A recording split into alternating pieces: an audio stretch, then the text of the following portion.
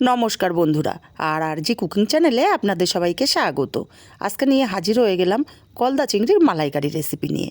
এখানে কিছুটা গলদা চিংড়ি নিয়েছি, আর গলদা চিংড়িগুলো কেটে নিয়ে পিঠের শিটটাকে ফেলে দিয়েছি। এখানে আমি সামান্য হলুদ আর লবণ দিয়ে চিংড়ি মাছগুলো মাখিয়ে নেব। চিংড়ি মাছগুলো খুব ভালো করে লবণ হলুদ মাখিয়ে রেখে এক সাইডে রেখে দিলাম।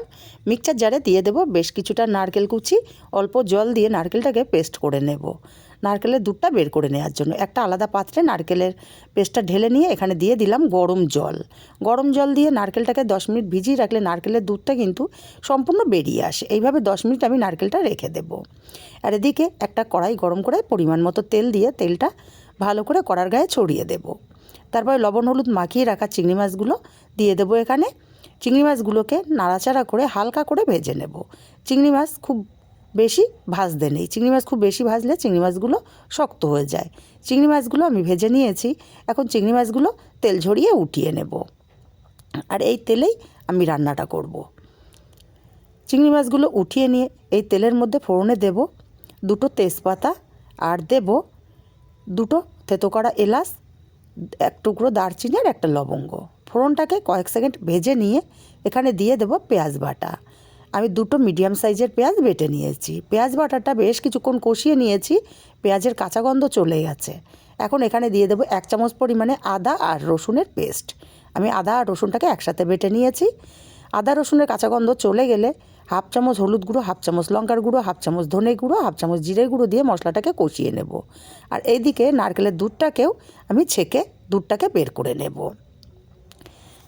আপনারা চাইলে সুতির কাপড়েও দিয়ে চিপে বের করে নিতে পারেন। নারকেলের দুধটা বেরিয়ে গেছে, আর এদিকে মশলাটা কষাতে কষাতে মশলাটা একটু শুকনো লাগছে, তাই আমি এখানে অল্প একটু নারকেলের দুধ দিয়ে আমি মশলাটা আরও কিছুক্ষণ কষিয়ে নেব। আমি এখানে জলের ব্যবহার করছি না, নারকেলের দুধ দিয়ে মশলাটাকে সুন্দর মতো কষিয়ে নিয়েছি। এখন মশলা থেকে তেলটা ছাড়তে শুরু করেছে। এখন এই পর্যায়ে দিয়ে দেবো 1/2 চামচ চিনি। চিনিটাকে দিয়েও মশলাটাকে মিনিট খানিক এইভাবে কষিয়ে নেব। তারপর এখানে দিয়ে দেব স্বাদ মতো লবণ। লবণটাকে দিয়েও মশলাটাকে নাড়াচাড়া করে ভালো করে মিশিয়ে দেব। দিয়ে এখানে দিয়ে দেবো ভেজে রাখা চিংড়ি মাছগুলো। ভেজে রাখা চিংড়ি মাছগুলো দিয়ে মিনিট খানিক মশলার সঙ্গে কষিয়ে নিতে হবে। এইভাবে যতক্ষণ মশলা ভালো করে কষানো হবে তরকারির স্বাদ কিন্তু দ্বিগুণ বেড়ে যাবে। চিংড়ি মাছগুলো মিনিট 2 কষিয়ে নিয়ে তারপরে দিয়ে দিলাম নারকেলের দুধ। ভালো করে নাড়াচাড়া করে মিশিয়ে দিলাম। এবার এইভাবে 5 মিনিট আমি ফুটিয়ে নিয়েছি। এখন গ্রেভিটা অনেকটাই ঘন হয়ে গেছে। এখন এখানে দিয়ে দেব সামান্য একটু গরম মশলার গুঁড়ো। গরম মশলার গুঁড়োটাকে দিয়ে খুব ভালো করে নাড়াচাড়া করে মিশিয়ে আলাদা পাত্রে নামিয়ে নিলাম। রেসিপিটা কেমন লাগলো কমেন্ট করে জানাতে ভুলবেন না। ভালো লাগলে কাছের আত্মীয় স্বজন বন্ধুবান্ধবের কাছে শেয়ার করতে ভুলবেন না।